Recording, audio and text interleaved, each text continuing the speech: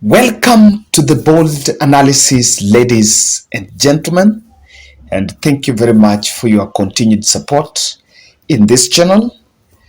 In this video, I want us to look at some interesting development that I've been tracking since yesterday. I listened to the President-elect William Samoei Ruto's speech in Karen, the inaugural speech where when he spoke immediately after Supreme Court upheld his election on August 9th, or his win on August 9th. And William Ruto said that as a Democrat, he's going to put up a call to Raila Odinga, and he's going to talk to Raila on the basis of how they can work as an opposition leader in his opposition role under Azimio la Umoja, perhaps. But then he also mentioned that he would not entertain handshake, any sort of handshake, but he would want the government to have an opposition that can put it, just be the check and balances. And of course, I want to agree with my good friends who say that the government needs a good opposition, very vibrant opposition. But do you think you need an opposition for you to run a transparent and government that is fair to the people, that is free from corruption? And from where I'm standing, from where I'm seated here, I think between now to 2027, we will experience what happened between 2013 to 2017, depending on the dynamics that might emerge after this election. I am one person that believe, and a very honest advice to Raila Odinga, that I think the Kenya Kwanza team and William Ruto team should be allowed to work alone, and they should be left to work alone. Raila Odinga should not accept, or they should not dare make that mistake of having a handshake with William Ruto. But I listened to some very interesting also thoughts that people are saying, if President Uhuru Kenyatta shortchanged Raila to hand over power to William Ruto, then the matrix was to deface Raila Odinga. But so for the best of that interest is to make sure that Raila is no longer the political scene. But let me say something. There is one takeaway from this election that everyone else seems not to be seeing. The fact that one, we are having peace post, during election, and pre-election. We've had one of the most peaceful elections. Even though people are bitter, the country not really satisfied, there is no difference between the 2017 and 2022 in terms of the division. The country maybe people are not coherent with the government of the day and the deals of the government of the day, because remember, this is 7.1 million against 6.9, 200,000. And Ruben Kigeme was actually saying that it's just a fraction of 50-50. But people have accepted to be peaceful, to continue to work. And I want to echo the words of Ledamo Lekina, that no politician is going to feed you. So come out and work. You must continue with the work, so that you leave for us the responsibility of also questioning the government agencies, the government agendas and policies, and just making sure that the campaign manifesto is implemented That's what we're going to question and just remind you on some of the things that you can do to call government into order. And not exactly just the national, even the county government units and the devolved units. By the way, I'm so interested into devolution. We're going to do a lot of reviews on the county governments and the operations, and that will be something that will be very interesting to us. Now, Ruto has taken a stand, the president-elect has taken a stand of being the Democrat. Remember, this Democrat stand is coming at a time when there are a particular group that feel that the will of the people should change at the ballot. And even after successfully contesting the results, William Ruto's win was upheld. Wafula Chebukati is now being touted as the hero, as the national hero that should be conferred with the head of state recommendation. Yeah, it might sound trivial to some people. It might look trivial, but again, that's the reality of the hour. So I want to just look at this in details.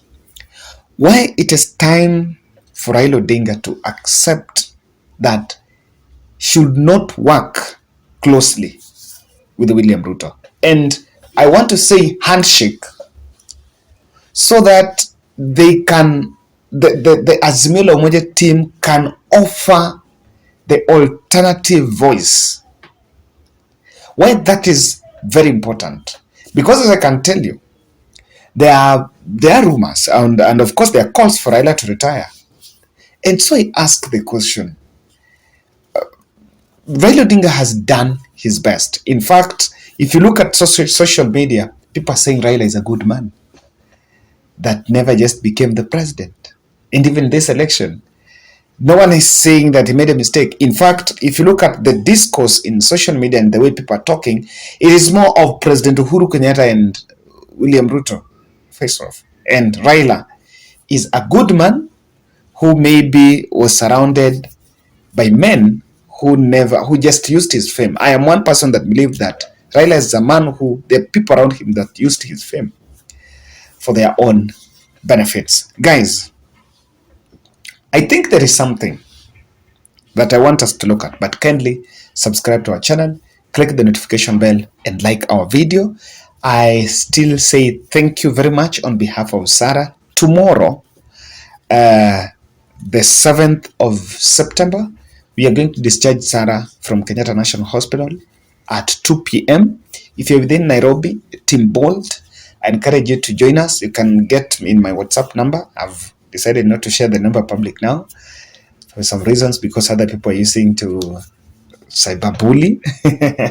But of course, that's the price of the fame. And you can join us kindly. If you have my number, WhatsApp me so that I can create a WhatsApp group. Tomorrow we meet at Kenyatta Hospital at 2 p.m. and we'll be glad to celebrate as we take Sarah home. And of course, after that, we'll understand more from her.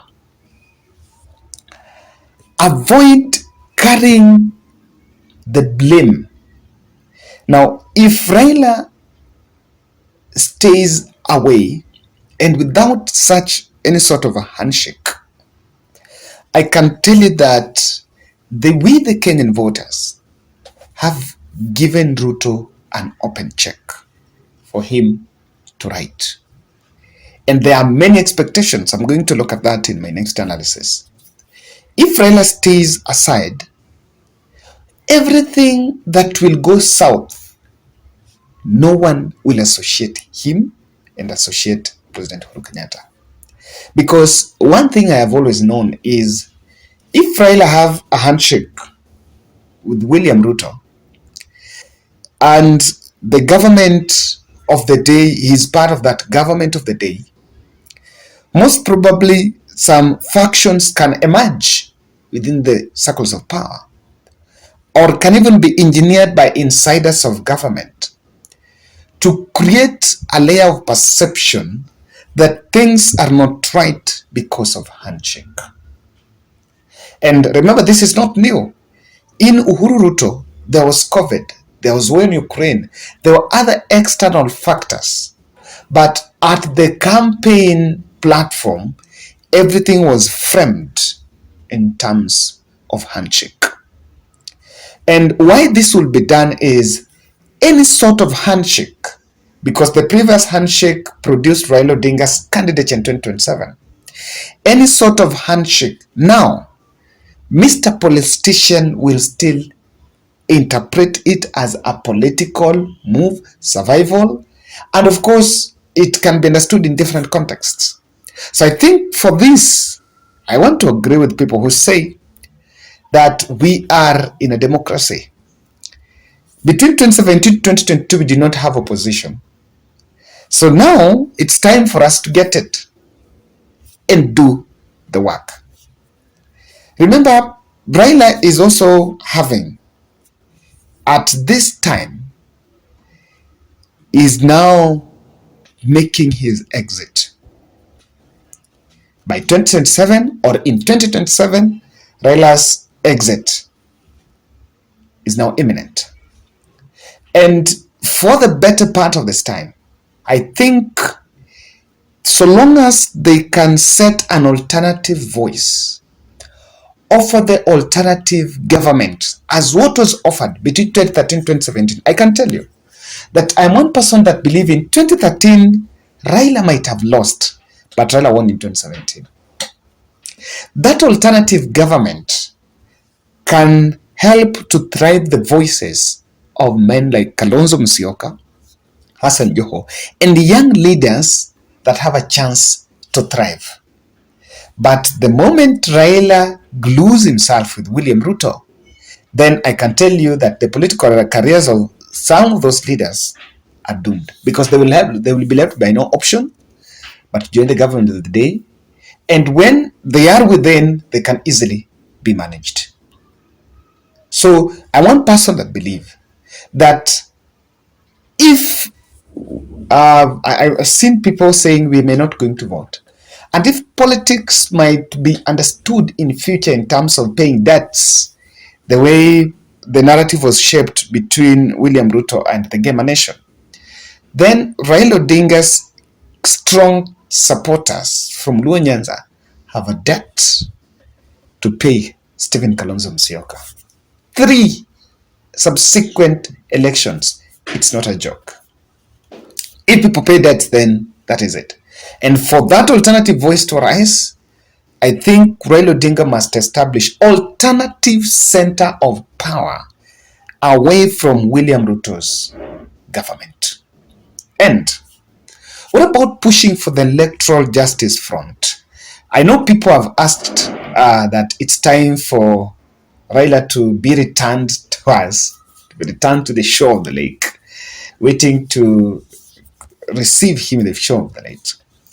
But there is also need to push these electoral justice fronts. The electoral justice front cannot still be pushed by Raila. I see, I think Akuru Court has already come out and said that the 200 million for swearing in the president-elect is money that should be meant for hustlers.